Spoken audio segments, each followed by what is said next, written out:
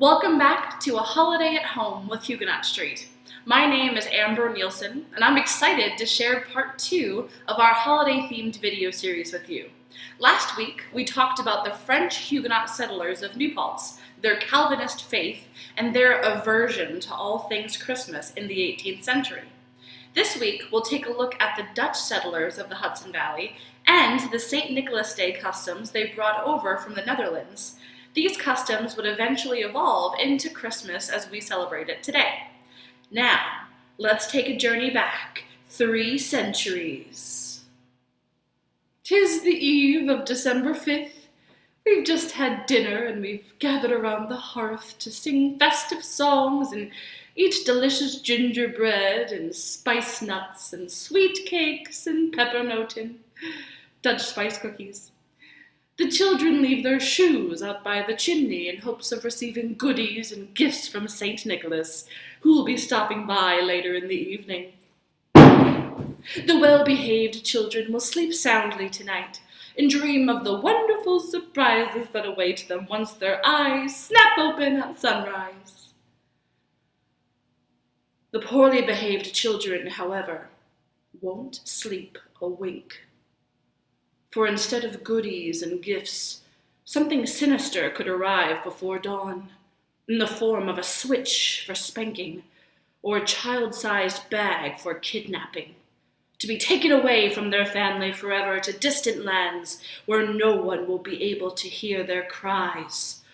One must simply wait to see what St. Nicholas has in store. Happy St. Nicholas Day! So, yes, the origins of Christmas in America are a bit dark. While we're used to Santa bringing naughty children some coal and calling it a day, the earlier version of the world-traveling gift giver is a bit of a wild card. But who is this St. Nicholas? And why does he stop by our homes each year in December? While different stories of the saint are plentiful in recorded history, a lot is still unknown about this mysterious figure. The man who would become known as St. Nicholas was believed to have been born in 270 AD in Patara in present-day Turkey. He became the bishop of Myra.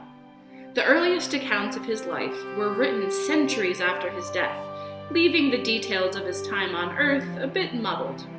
But he's known in history for his generosity and the many miracles attributed to his intercession, including the miracle of bringing 3 deceased children back to life.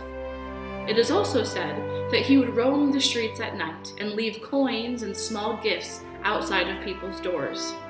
Sometime after his death on December 6, 343 AD, he was declared a saint, forever cementing that date as St. Nicholas Day.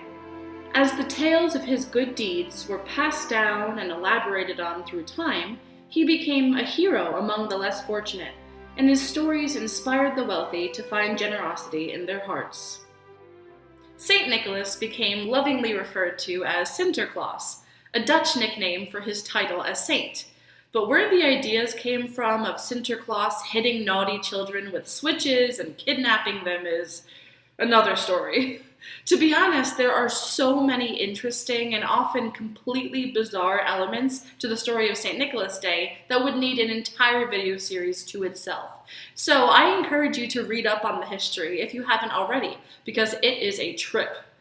What's important to know, however, is that Sinterklaas and his holiday were the beginnings of what would become Santa Claus and Christmas time in America.